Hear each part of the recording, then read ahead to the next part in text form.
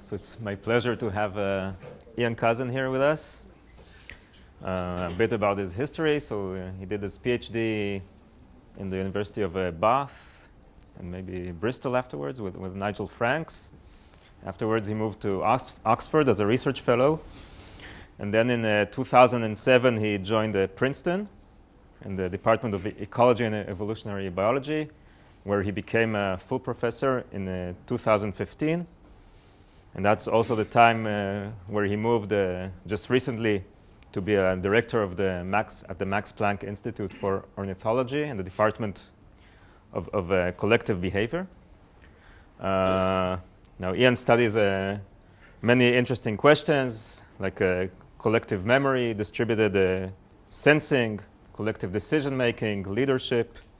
And he has a lot of fun doing it because he studies it on many kinds of species, beginning from humans, birds, fish, ants, locusts, and recently even baboons. So I'm sure it will be a very good talk. I've always been interested by these types of phenomena. And what's really amazing to me, even today, we only have a very rudimentary understanding of both how and, importantly, why unrelated organisms like this coordinate their behavior. Now, many of you are familiar with collective behavior in the social insects, the eusocial insects such as ants. Now, here we have a pretty good understanding, and we do work on these systems as well, such as this living architecture where they link together their bodies to collectively solve problems. But from an evolutionary perspective, we have a pretty good idea as to why they're doing this. They're all related to each other. They're working together for the benefit of the colony. However, when we deal with other animal groups that tend to be selfish, then we can't rely on those types of explanations. And even in our own society, we ourselves are a collective. And as much as we like to think of ourselves as being altruistic, in many cases we're not. And this video also highlights another aspect of our research. We develop highly quantitative techniques, in this case using computer vision, to track the motion of these pedestrians in a railway station in London, plus also determining the direction in which people are looking. And unbeknown to these pedestrians, we actually have actors within this crowd subtly manipulating the crowd behavior. And so, as was mentioned by Ofer, we study a wide range of different collective systems. And what I've become fascinated by is this issue of collective minds. Now, we know a lot about how the individual brain works. We know much, much less about how social interactions connect brains and give rise to collective cognition within groups. So that's really going to be the focus of my work. And when we look at these types of highly coordinated behavior, you can see that thought experiment alone is not going to be sufficient to understand what's going on. And when I started my work during my PhD, there was no available data, none at all. And so we resorted to computer simulations to try to understand what's going on inside the head of the individuals within these groups. And these models speculated biologically plausible local rules whereby individuals would interact with near neighbors. Now, these models were really inspired by models that have come from statistical physics.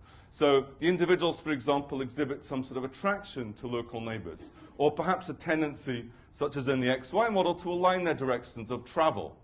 So if we consider here, for simplicity, just two individuals, individual I at time t with a velocity, interacting with individual j at time t, we can represent these interactions through simple equations, such as when individuals come close together, it can actually be fatal for birds to collide in flight. And so a high priority rule is to avoid collisions. Of course, in other systems, such as cellular systems, it's actually the turgor of the cell that means that they can't overlap with each other. If individuals become isolated from each other, they can exhibit a tendency to be attracted towards each other, which gives it this sort of surface tension, and also a tendency perhaps to align their velocities with near neighbors, to align their directions of travel with those around them. Now, one of the insights from these early models was that regardless of exactly how you parameterize them, whether you used continuous functions, whether you used continuous time and so on, didn't matter all that much. We still find three so-called sort of fundamental states of collective matter. a swarm-like state, which is very much like a mosquito swarm. It's sort of quasi-stationary. A polarized state, which is what we typically think of when we think of fish schools and bird flocks, and a torus pattern, where the individuals are perpetually rotating around an empty core, but importantly, there's nothing in these equations that said go in a circle. This is an emergent outcome from those speculated interaction forces among the individuals. Okay, one other prediction that came from these models is that we have many examples of hysteresis phenomena within these types of systems. And an important one for my talk today is in relation to the speed of these particles. So unlike classic physical systems, here we're dealing with a system that's out of equilibrium, far from equilibrium. The energy is not coming in such a, like via thermal forces. The energy is coming from the individuals themselves. They metabolize, they produce their own energy, so-called self-propelled interactions. And so if we have a low speed, so keeping all of the other parameters constant, and we have a low speed, we see that the system exhibits a swarm-like state. Simply by increasing the speed, the self-propulsion of the agents, what we see, if you follow the red curve, what I'm doing is I'm increasing the speed, then running the model to dynamic equilibrium, then increasing the speed slightly again. And you can see the system goes into this torus formation before finally going into the dynamic polarized group. But just as we find within physical systems, if we actually go back through the same space, now reducing the speed, and then running it to dynamic equilibrium, reducing the speed, and so on, we find a bistability. We find that the system doesn't go back through the same group state space. It stays in the polarized state before finally transitioning back into the swarm state. And so again, as physicists, this is something very familiar. But biologists often think that natural selection just needs to select a specific behavior, and from that behavior, as a collective, you will always get the same collective dynamics. But this shows that the system itself can have a form of collective memory. And so you see a scale emerging in this, let's say, the radius of the circle. Is it simple to understand its relation to the parameters? yeah, so, I mean, well, the size of these groups is most fundamentally related to the number of individuals within these groups. As I'll show you, I think I have the slide later. You need a size. Pardon me? You need some size parameter to define a size, so it's not just number, it cannot be number. It's related. It's scaled by body length. So, for example, so body length can, of course, be small for small animals, big for bigger ones. I mean, there's a very common example in physics of supercooled water that can exist either in the liquid state or, in this case, the solid state through a perturbation tapping on the dashboard causes it to exhibit this type of transition. And so this is going to be important for animal groups. And when we deal with these, when we look at these types of collectives, you can see why in the 1950s and even into the 1960s, people believed there was thought transference or telepathy within these groups, that somehow their brains were actually electrically coupled with each other. And what we now know is that it's these simple, relatively local interactions. And yet, I wouldn't want to throw away some of these old ideas. Because, in actual fact, as you'll see later, some of our models, even though they can explain broadly the patterns we see, the response time within these animal groups is absolutely remarkable. So I think there are still some very interesting questions regarding the sensory modalities involved. And so, in 2008, when I went to Princeton, I wanted to move beyond just simulating these types of groups. We still didn't have data to test these fundamental ideas. And so we turned to small schooling fish because they exhibit many of these dynamic properties. You can also get 1,000 of them for about $70 delivered to your door because in the US they're bred in the billions to use as live bait for fishermen. And they exhibit these beautiful collective dynamics. And regardless of how deep the water is, even if you go out onto a lake to study these fish, you will always find them swimming at the surface. They've got upturned mouths, and they feed on the surface. So we have a quasi-planar group, which is extremely convenient from a tracking perspective, because to get data from these individuals, we have to track the motion of all of the individuals simultaneously. Here I'm just showing you a randomly chosen individual in a group of 700. And the cool thing about this software, which took about 6 years to develop, is that it doesn't lose track of, very, very rarely loses track of individuals, even though they're not tagged, even though you can see that there's occlusion, and for a human observer it becomes very challenging. And so in many tens, or actually well over 100 hours of observations and tracking these individuals, we only ever observed these three fundamental states of matter that we predicted. And I'm not going to go into the details. The question was raised earlier about group size. I'm not going to go into the details of how group size changes these properties. All I want you to note is that regardless of group size, if you look, for example, at the polarization of the system, so this is how well aligned the individuals are, it's a normalized value between 1, maximum polarization, and 0, no polarization, and the angular momentum, or the rotation of the system, you can see that the system is dynamically switching between these different collective states. We can remap this in a different way. I'll just choose 70 fish as an example, where we can plot the rotation against the polarization, and you see these hot spots. And so the group is sort of sitting in one of these attractors, then flips to another one, then flips back, and so on. So despite the complexity of this biological system, viewed in a certain way, it has a relatively low-dimensional space and these attractors in this space. And so one question, so if I just refresh your memory here, if we've got low rotation and low polarization, this is the swarm state. If we have high rotation and low global polarization, because they're cancelling out, we have the milling state, and here we have the polarized state. And so what's causing the transitions between these different collective states? Well, there are fundamentally two main hypotheses. One is that individuals change behavior, and that change of behavior changes the state of the system.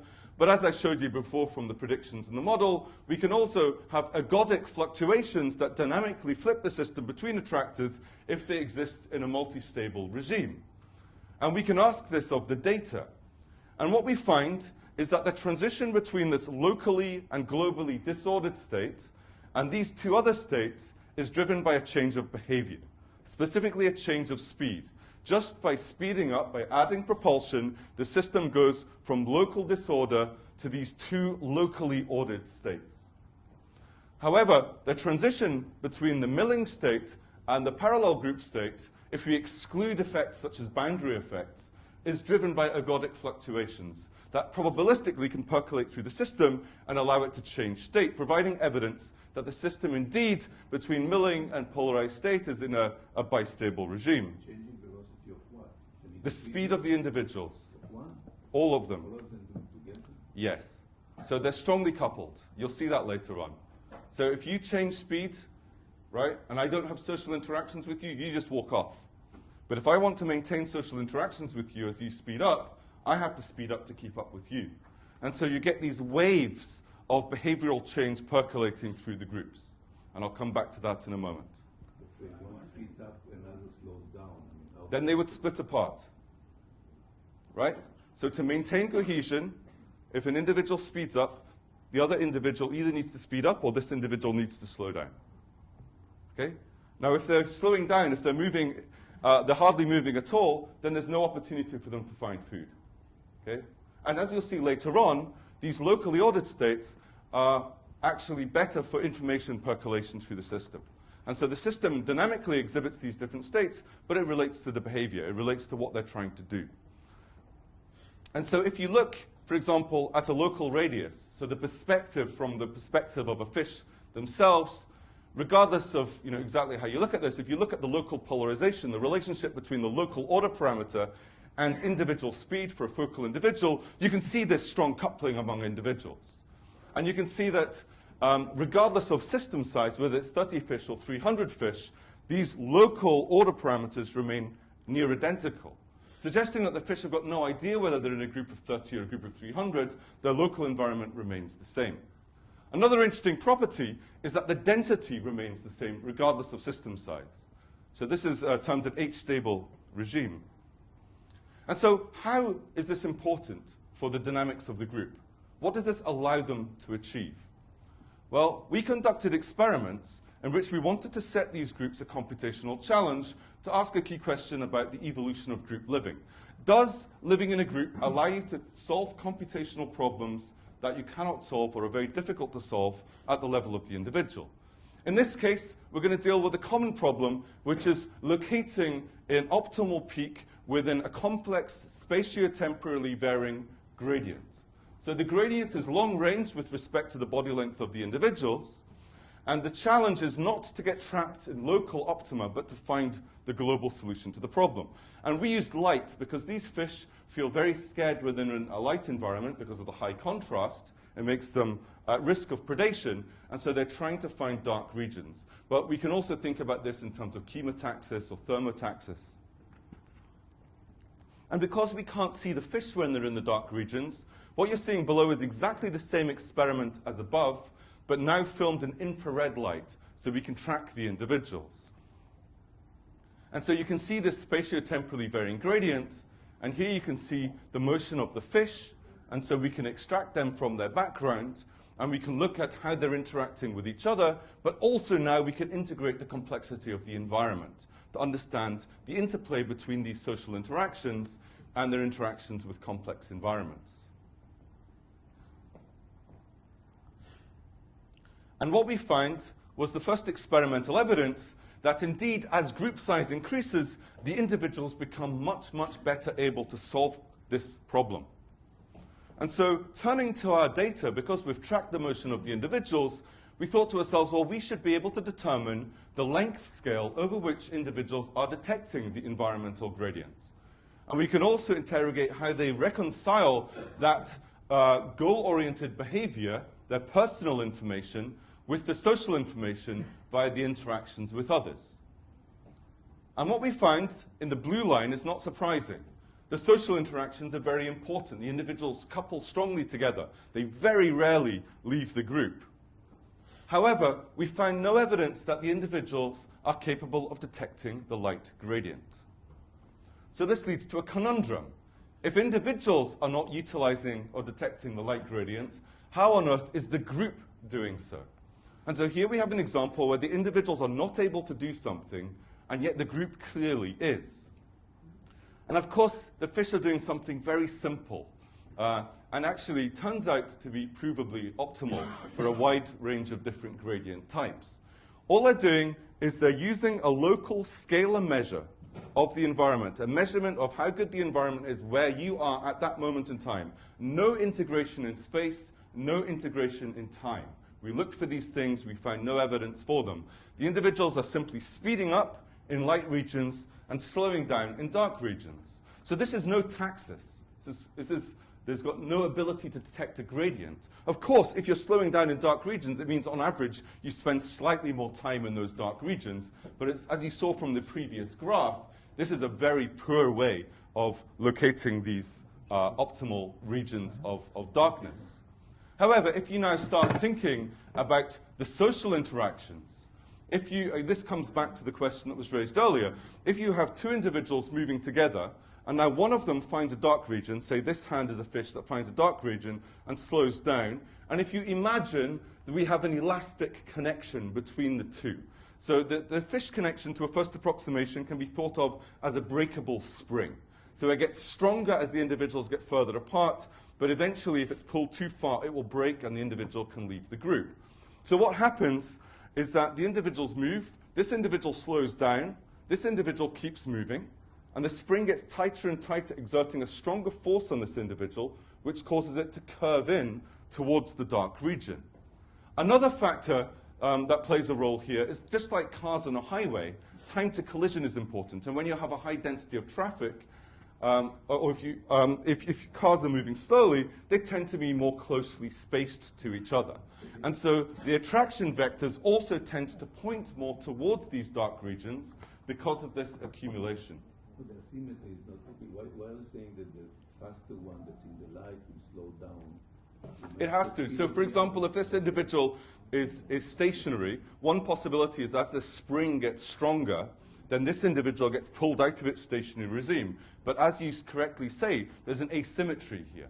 Because the individuals are not just using their social information, they're using their personal information. And so the dark regions here act as an anchoring phenomena that cause the individuals moving slowly to be much less likely to accelerate than the individuals moving fast. Their probability of decelerating is much higher. So that's an important point. This asymmetry is needed. And we can also see, if you rescale, this is different group sizes just rescaled to the length scale of the environment, you can see once the group, in terms of its size, matches the length scale of this environmental feature, suddenly the group is able to detect that feature very, very accurately. And one interesting thing here is actually as the groups get too large to detect the features of interest, this then creates shear forces within the group as different parts of the group tend to move in different directions. And so groups will naturally then split. So they will grow until the length scale of the environment, and then if they get too big, they'll split and then regrow. And so in actual fact, regardless of the length scale of the environment, the groups, through fission-fusion dynamics, can match the length scale that's important to them, even though they're not aware that there's a gradient at all, just through this physical process. And so when we think about this from an evolutionary perspective, this is a new mechanism in biology for doing this type of computation. And so, we have to be very careful because I talked about these being selfish individuals, genetically unrelated individuals. They're not doing anything for the benefit of the group. They're only doing things for the benefit of themselves. So if we now turn to an evolutionary model where we have purely selfish individuals that are simply trying to optimize their own fitness, we find that indeed they evolve into this bistable regime because another way of explaining what's going on is that the system evolves into a regime where the environment causes it to undergo a phase-like transition. I'm not going to say it's a phase transition because these are finite system sizes, but if you take this model to the hydrodynamic limit, it is a phase transition. So it's a phase-like transition for these small system sizes where the dark environment, the environment driving the slowdown, causes the system to basically form a solid. Right? So part of the group solidifies. The other part of the group remains fluid. And it's actually this environment-induced transition between these two different collective states that allows them to perform this computation. And if we deal with fission-fusion populations in environments where you, for example, have a small patch and a big patch, we can see that spontaneously, even if individuals don't know there exist other patches, they can spontaneously match the number of individuals to the size of the patch. And this is just showing a change of size of patches of two patches, but we've looked at this up to 200 patches, and this holds true. So this phase transition-like behavior evolving into this regime, allowing the environment to cause these transitions, allows the group to maximize its information capability, even though they're selfish, genetically unrelated individuals. When you look at it evolutionary, you need to add that interest to be in the group first. No. Individuals are purely selfish. They only are in a group if it benefits them to be in a group. So in this case, it benefits them to be in a group via collective computation. In other cases, it may benefit you to be in a group because of reduces risk of predation, which I'll come back to later. So there can be multiple reasons for being in a group. But even if you do not have that benefit to being in a group, groups evolve for computation purposes. Okay, so it's an additional factor to other factors that allow selfish individuals to evolve to exhibit highly collective behavior. By computation, you mean that they use the information of others in the group to benefit themselves? Sort of. They're not really using the information. I mean, they're basically existing in this bistable regime where the environment causes them to flip between these different collective states. And this actually allows them to collectively compute lots of things about their environment. Okay, so yes, I mean... They're using information. Of course, yes. That spring you mentioned before. Yes. Beneficial. Exactly. And they evolve, and so that's the important thing, right? You know, we don't predispose these individuals to be social. We allow them to evolve to be social. Now, the spring interaction, I use that as a loose analogy, okay, because it's a useful tool for us. But one problem, I think, with the field of collective behavior has been this over-reliance on thinking of animals as self-propelled physical particles. Because, of course, these models did come from statistical physics and from chemistry, and we think of potentials among individuals. But when you have these potentials, you have superposition of pairwise interactions. But in the case of animal groups, that doesn't necessarily make sense. I may want to interact with you, but you not with me, or vice versa.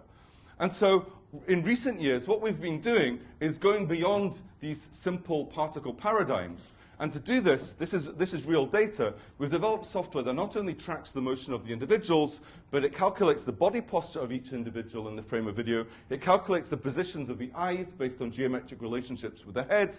And it uses ray casting to cast the pathways of light onto the retina of each individual. So now we can reconstruct the visual fields of all individuals throughout time. We do this up to 960 times per second, depending on the experiment. And here you can see just a randomly chosen individual where we're representing its left visual field in red and its right visual field in blue.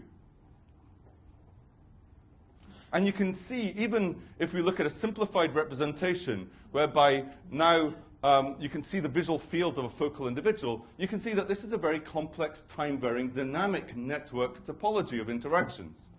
So perhaps it's not surprising that we found that the visual network is way better at explaining processes such as this speed propagation through the group than the simplified models that came from physics. But I'm not going to go into the details of this particular study. I'm going to talk about a paper that just came out a few weeks ago, where we've looked at a cascade, a behavioral change propagating through these groups. In this case, this is something very common to almost all animal groups, which is response to perceived danger. You get these very rapid waves. But generally, these behavioral transitions, whether it's social contagion of speed, social contagion of acceleration or turning, these are the hallmarks of collective behavior in biological systems. And yet we've got very little understanding of how this propagates. I presume they are swimming in water. Yes, they're swimming in water. Yes, which has invisible shear elasticity. Mhm. So how do they actually connect with each other? I will talk to that in a moment. That's exactly what we're going to study here. Thanks for the question. And so what we do is we use two experiments to look at how this works. What people have previously done, firstly, they'd never done any quantification or tracking. Secondly, what they do is things like wave something at the fish or drop something in the water, both of which give the fish global information. If you drop something in the water, the speed of sound is 1.5 kilometers per second, so effectively everybody has that information immediately. If you wave above the group, due to the physics of Snell's window above the fish, they basically have this like fisheye lens view of the entire world, and so they can see that. And so people have previously confused personal information and social information. And so here what we do is we wait for the neurons. There are two giant neurons called Meissner cells that are responsible for this behavior. We can wait for these neurons to misfire. It takes on average about 3.5 to 4 hours for a neuron to misfire, but if you have plenty of time and video, then you can get hundreds, or in this case 205 sequences where these neurons misfire. We also did an experiment where we have a fiber that comes up and tickles the belly of the fish, and this will cause it 100% of the time to startle. If we miss the fish by a millimeter, it won't startle. There's no hydrodynamic effect. Okay, so we can then trigger a known single individual anywhere in the group to startle, and we can look at the percolation through the system. And if we look at the distribution of these sort of avalanche sizes, you see that most of the time nothing happens, but sometimes we get a large-scale behavior throughout the whole group. And this is a long-tailed distribution. This is on a log-log axis. And so you can see it's difficult a priori to predict whether a change of behavior is going to lead to a large-scale contagion or peter out and not result in any change of behavior at all. And so the big challenge here is we need to establish... The distribution is completely stochastic, or maybe each time this event occurs, it occurs in a slightly different way? No, it seems to be completely stochastic. Yes. I mean, 205 experiments, this took us many, many months. But of course, I would never make any claims regarding, it's a Power law-like distribution, but it's way too small over too small a regime to say anything concrete in that with respect to that. But what we can do, as you'll see now, is we can interrogate this with respect to the individual level behaviors. And so it turns out that, as I'll show you, vision is very important. These fish, you can knock out the lateral line, the hydrodynamic sensing capabilities, and nothing changes. George Lauder at Harvard University spent 9 years looking for hydrodynamic interactions among 6 species of small fish, including these ones, and found nothing. Okay, so we've got every reason to believe that vision is the important sensory modality. Hydrodynamics, if anything, plays a very, very small role.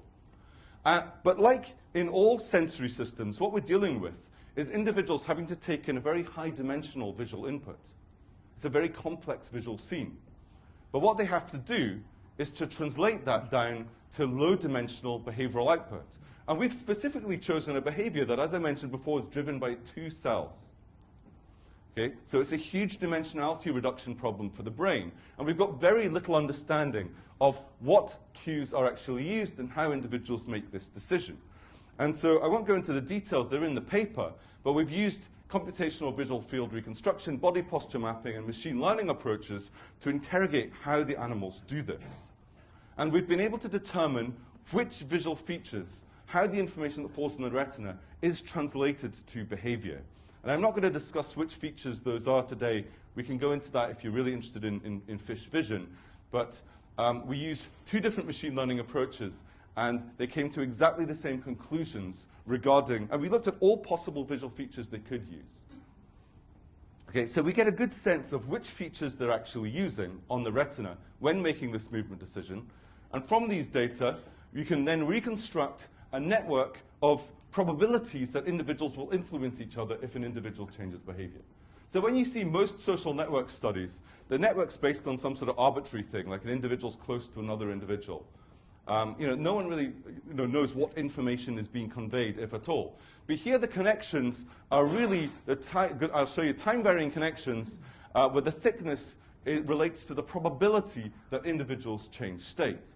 And it turns out that the fish use the 2 simplest visual features they could possibly use, and they do not use derivatives. They do not use acceleration, they do not use rates, they only use static variables. We think that's because it makes it very robust. But despite the simplicity of the visual features they use, the network of social interactions is very dynamic and weighted and directed because there's an asymmetry in these types of interactions. I might be strongly influenced by you, but you not with me.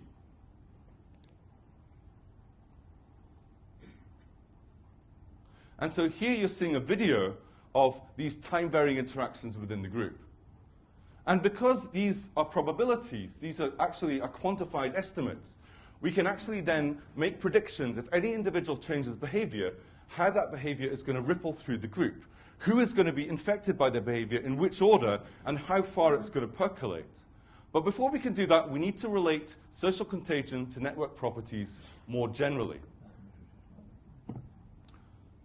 So network structure and spreading processes have been studied extensively, everything from electrical power grids to disease epidemics, and also Twitter and Facebook and so on. But we've got very little understanding, really, of what goes on within these evolved groups. Twitter hasn't evolved. Facebook hasn't evolved. These groups, we have reason to believe the network has been under selection pressure. So what people typically assume is that individuals who are influential are going to be those with many connections to others, i.e. a high degree in the network, or whose neighbors have a low cliquishness, a low clustering coefficient in the network topology. Well, why is this assumed? It's assumed because people think of social contagion as being like a fast disease outbreak, a fast epidemic process. And this makes sense in context of disease. If I'm infectious, and I have lots of connections, lots of social connections, I have a higher probability of infecting those individuals. However, if those individuals are just connected to each other and not to anyone else, then the disease may spread within that local clique, but it's not going to lead to a global epidemic. Okay, so this makes sense to us. But is this actually the case? Well, this has never been tested. No one has ever looked to see, right, this is your network position, I change your behavior, let's see how far the behavior spreads. And we did so, and we find no.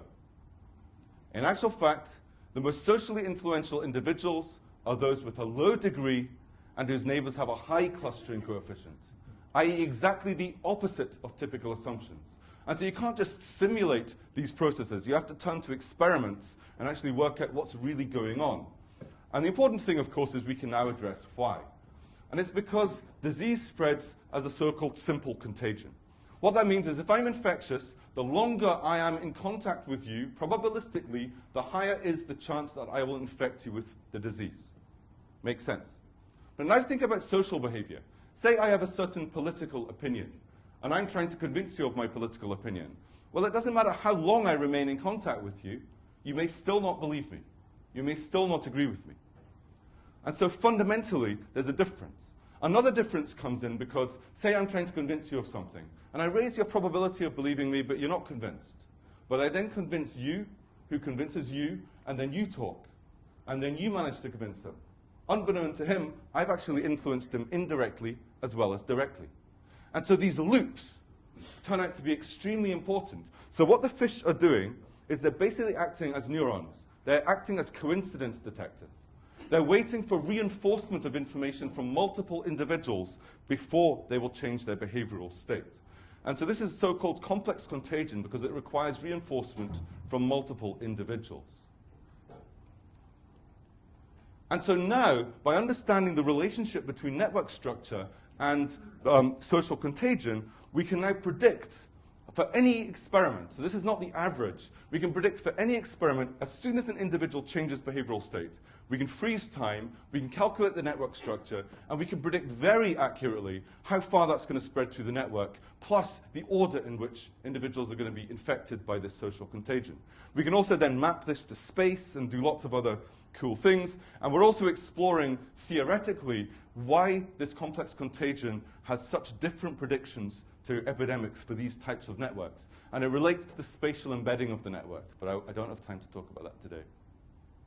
Okay, in the last part of the talk, I want to talk about leadership and collective decision-making. So again, these issues of social contagion in groups. And I'm going to start with some very old work first, but going on to some work that's just published this year.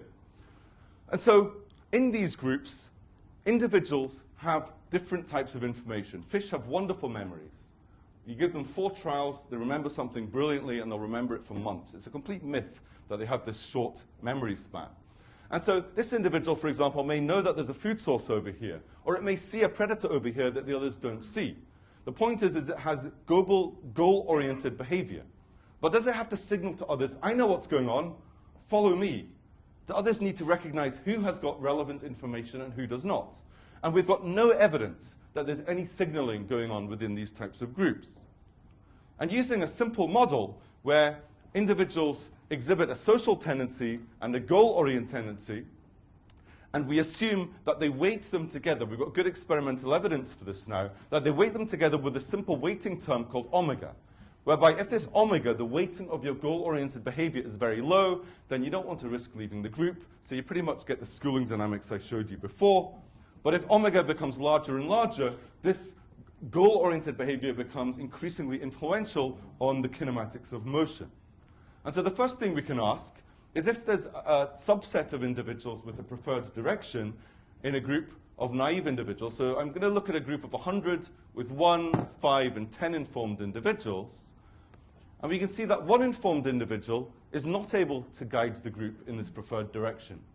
5 informed individuals, after an initial period of reorganization where they occupy the front of the group, you can see the group kind of goes in the right direction. But with 10 informed individuals, it's very fast and very accurate. How big is the group? 100 in that example. So now if we look at different group sizes, you can see that for all group sizes, the increased accuracy, it increases sharply, asymptotically, as you increase the proportion of informed individuals before it plateaus. Okay? So these are stochastic simulations. And we can also note something else here. If we look at, say, 85% information transfer accuracy for a small group, a group of 10, we need around half of the individuals to have the information. But as groups get larger and larger, such as a group of 200 here, we now need less than 5% of the individuals to have the information.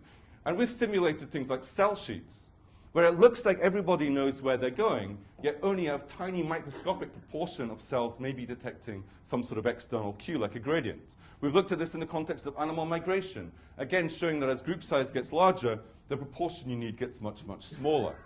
But turning to the fish, we can also show this experimentally, whereby we can cause individuals to change speed. These red ones are going to start accelerating. You see the percolation through the group. In this case, it's in response to a stimulus. And we can show that we have this sharply increasing function of accuracy of information transfer as a function of the proportion of informed individuals within the group. Is their position important? Yes, the position is important too, but I won't discuss that today. Yeah, the front of the group is the place to be to lead. Well, it's a bit more subtle than that, but I don't have time to talk about that today. But what about the case if there's differences of opinion within groups? Some want to go one way, some want to go another way. Can the group come to a collective consensus decision?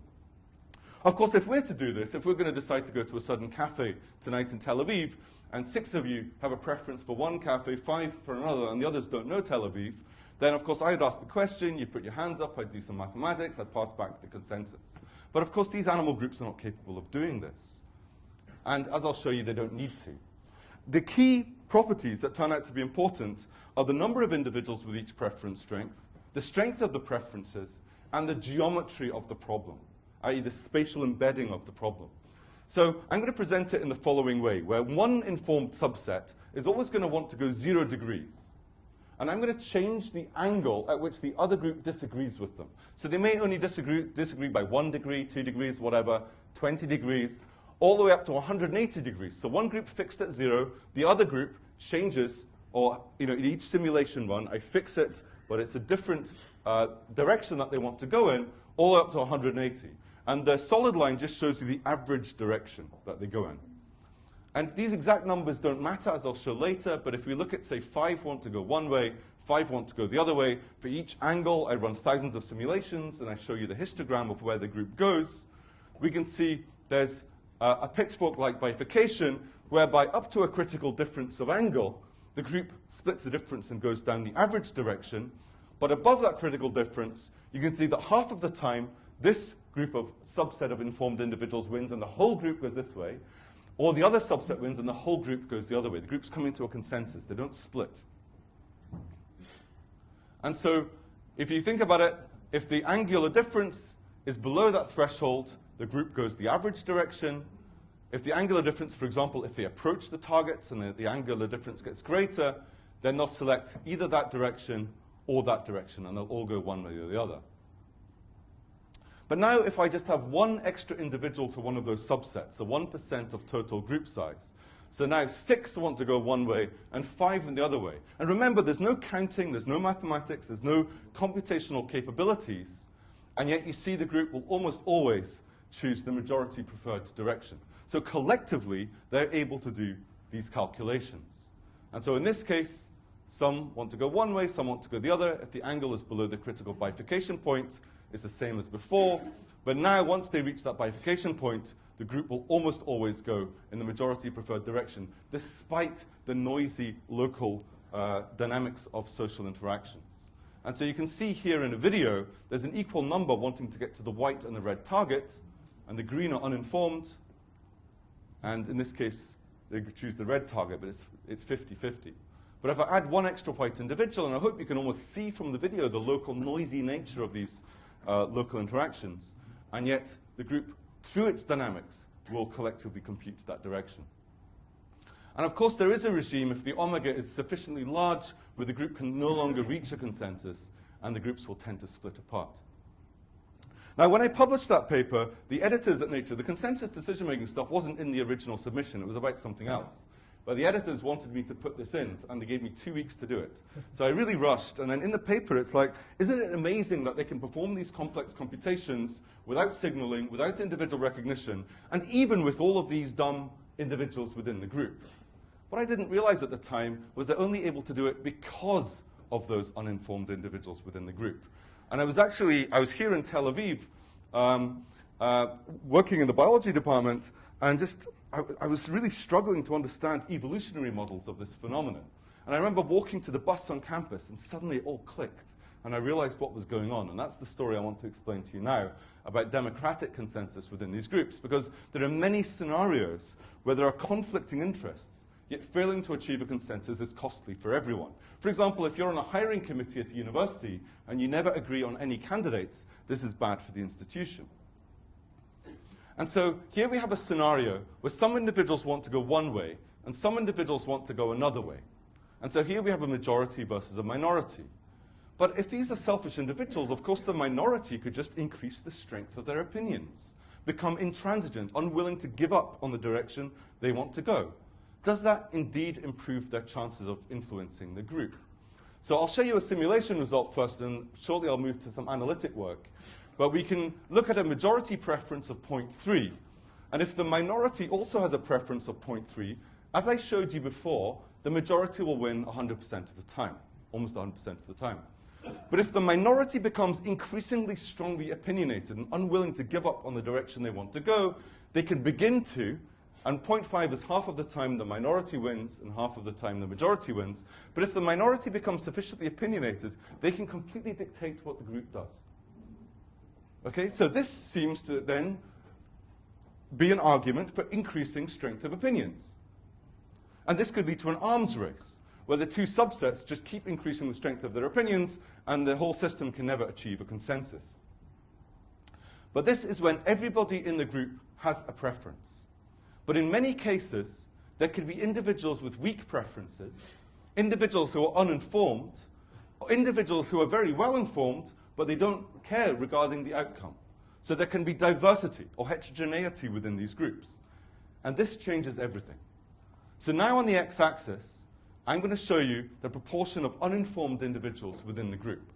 And so the minority has a stronger preference than the majority, 0.38 versus 0.3, but it's not so strong. With no uninformed individuals, the majority still wins about 60% of the time.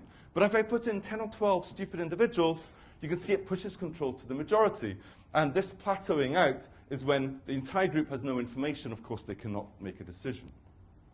But I can increase the minority preference further and further still.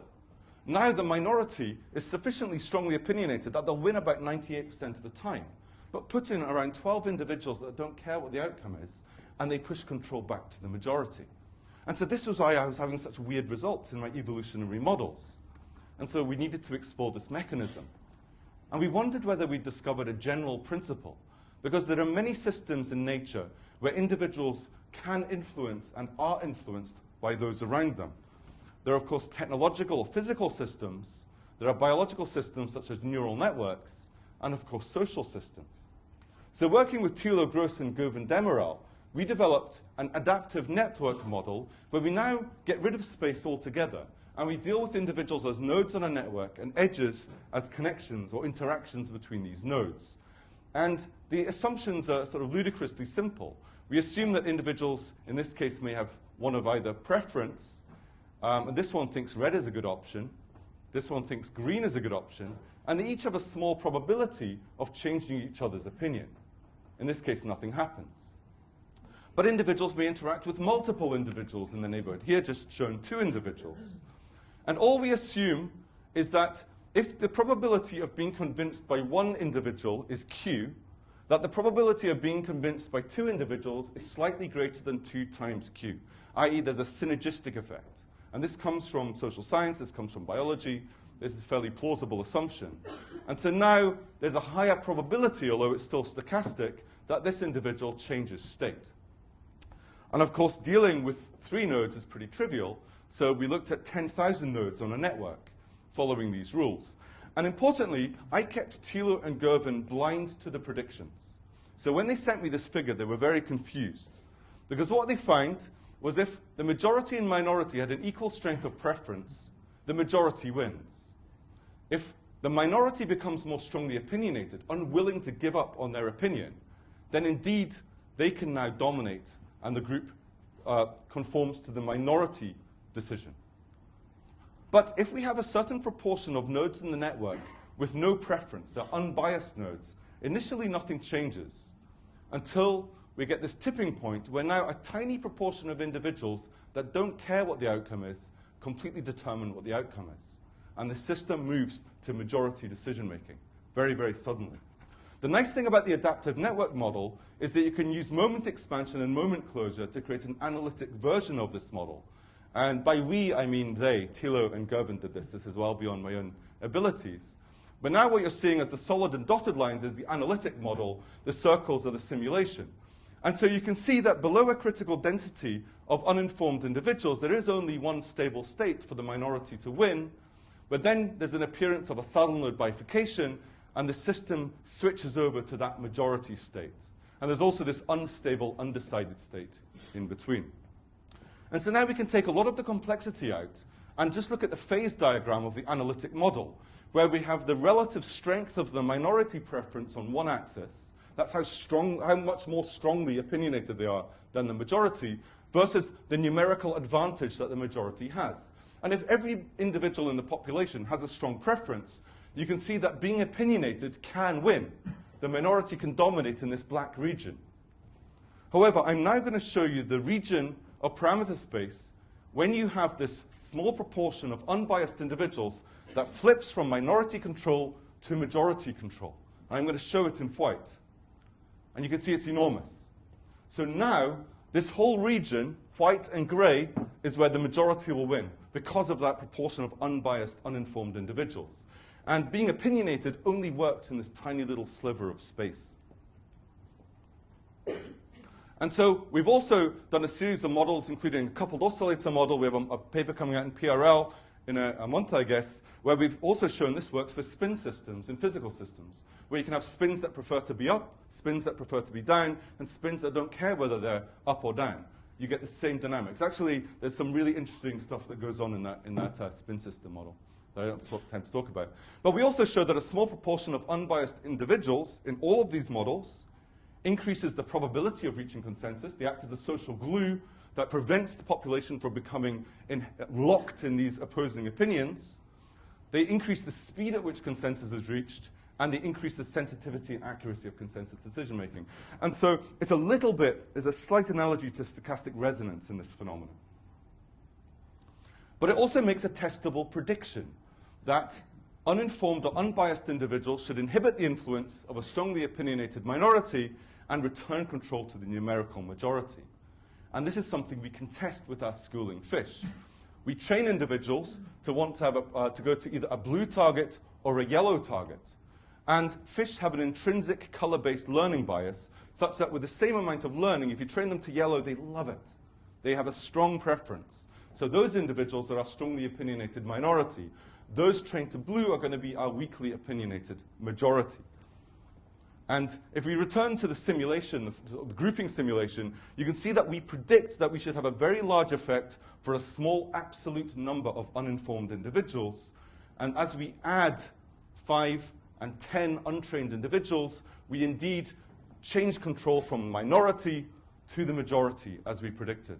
So uninformed or unbiased individuals promoting democratic consensus decision-making and preventing extremist views from percolating within these groups. Now, to test this idea further, we turned to an experimental system, a primate system, that's classically known for a very strong hierarchy, a linear dominance hierarchy. All males are dominant to all females, and within the males and females, there's a linear dominance. And this is work with my PhD student, Ari Strandberg-Peshkin, Damien Farine, who's joined me at Max Planck, and Meg Crowfoot, a primatologist. And so we put GPS collars and accelerometers on almost all adults within a baboon troop. No one has done anything like this before. It was a huge feat to get the entire troop captured. And you can see we only did adults. We did not do the juveniles for obvious ethical reasons. But this then allows us, every second, we get the location of each individual within the group. The colors here just represent whether they're males, females, or not very young individuals, but non-adults. And so you can see many cases in this data set, actually tens of thousands of cases in this data set, where some individuals tend to go one way, other individuals tend to go in another direction, but the group will always, always come to consensus. So again, this is one example. There are tens of thousands of these examples in different contexts. There's one dominant male, yes. I'm not sure, this video we don't have, but I'll show you that that doesn't matter at all. So what we discovered was that social dominance plays no role whatsoever in guidance. If you're a dominant male going one way and you have a subordinate individual going the other way, it's exactly 50-50 which direction the individuals will choose. There is no relationship. There's no synergistic relationship. There's no relationship at all. But we could also test this idea that the angular difference is going to be important, and it's the geometry and the majority consensus that's important. And indeed, we showed from the baboon data, exactly as we predicted, we got the same dynamics. And I'm really amazed that 10 years later, it took us going to a field experiment with primates to finally test the predictions of these models. And we were pleased that we also got the front cover of Science this year when this was published. But there's one important missing piece here. You saw the environment is likely to play a role. We looked at the environment in the context of light with a fish, but here we have baboons moving through a naturally heterogeneous environment. So we've used a drone, a small drone made in Switzerland, to map the three-dimensional structure of the environment, plus using machine learning techniques to establish whether there are buildings, whether there's vegetation, and so on. So this is a point cloud. This is a three-dimensional dense point cloud. From above, you can see the river that the baboons sleep on, those fever trees near the river. And this is an incredibly detailed data set. We can zoom in on the road. It's a single-track road, and you can see the tire tracks. You can see the luggers carved in the side of the road to allow rainwater to wash away. So we've just got these data. We were in Kenya this year collecting these data. And so now we can map the motion of the individuals plus their social interactions, also with the very detailed topology of the environment. Here, this is just a very preliminary movie where the connections just show if you're looking towards that individual, could you see it, or would you be occluded by vegetation or by the substratum of the environment? So we're beginning to find very important roles, as you may expect, of taking into account the natural heterogeneity of the environment in which these collectives live. And so I think it's very exciting that we're on the cusp now of being able to really address these topics under natural conditions as well as in the controlled lab experiments. And all of this is happening in this new Department of Collective Behavior. As Ofer said, it's 3.5 hours flight from Tel Aviv to Zurich, with 45 minutes from Zurich Airport, in the historic city of Constance. It's on the border of Switzerland, so they left the lights on during the war, literally, and didn't get bombed. So it's the biggest Altstadt in Germany. And we've got a terrific group of people. It's a wonderful location at the gateway to the Alps. So please do come and visit. We have another group, Damien Farin's group. He works also on collective decision-making, collaborated with me on primates. So we're building a bunch of research strategies and research groups looking at the relationship between physics and collective behavior. And we also have Alex Jordan, who brings in a neuroscience component. He studies the brain of individuals within these social systems. And we have a whole bunch, 8+ postdoctoral and PhD positions available immediately. So thanks very much for listening.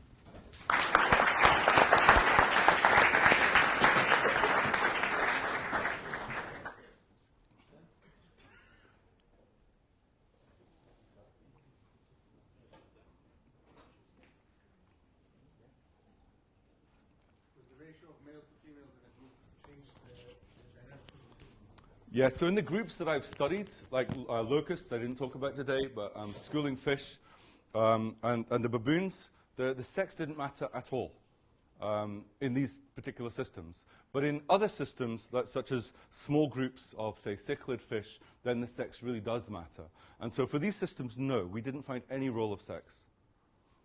There could be, one well-known role of sex of individuals is when there are differing physiological needs, such as when females become pregnant. Their physiological needs change. Therefore, there's a different tension within the group with respect to whether we go to get water, whether we go and find food. And in that case, groups can actually split and separate by sex. So it's definitely important in some systems. Does the stress that the group is under, does that also, if they're very hungry, will they change the dynamic? Absolutely. That's a really important point. So we're doing experiments now where we change the hunger level, but also the prior as to whether they're in a risky environment. And you can do this because when the fish are attacked, they release a chemical called Schreckstoff, which literally means scary stuff in German. That's released passively from the skin. But then once that's in the water, the group will become extremely coherent and will amplify the information in the environment. And one interesting sort of preliminary result we're getting there is I would have bet my money that individuals will become more sensitive individually, i.e., they'll become, in terms of stimuli, in terms of potentially risky stimuli, they'll become more sensitive, i.e., they'll lower their threshold, so they become faster and more sensitive to the environment. In actual fact, they do the opposite. They seem to be moving away and becoming less sensitive as individuals. But by changing the network topology, by coming closer together, the network is doing the computation. So the false alarm rate, because the individual sensitivity decreases, the false alarm rate per individual goes down, but the probability that the cascade across the group will spread across the whole group, if an individual does alarm, goes massively up. So there's some very interesting playing around with signal-to-noise ratio in these groups that they seem to be doing, according to whether they're hungry, perceived risk. And we can also change this. We can habituate individuals to the chemical. So some individuals, when the chemical is put in, don't care. Others do. And so we can then test roles of spatial positions. And so we can change basically the prior in each individual's head and see how that affects the collective dynamics and individual behaviors. The baboons that the dominant male doesn't want to exert? So there's two sort of hypotheses in my head right now for this. One is that because of the heterogeneity in the group, if you have these unbiased individuals within the group, then it can't. Dynamically, it just can't. Right? That's one possibility. A non-mutually exclusive possibility is, as anyone that's watched these primates in the wild can attest, when they actually do get to where they're going, i.e. the food ground that they're going, that dominant individual can completely monopolize what it wants to monopolize. Right? So it could be in its best interests to allow the system to make collective decisions and pool the information from multiple individuals, because when they get there, it can dominate anyway. One of the problems with these primates is it's really hard. You can't do manipulative experiments. You're not allowed to. And it's really hard to test these ideas. But we can certainly test some of these ideas in more tractable systems, such as bird flocks and fish schools. But I don't think we'll ever really know the answer to that question. Questions? Okay, let's thank Ian again. Thanks very much.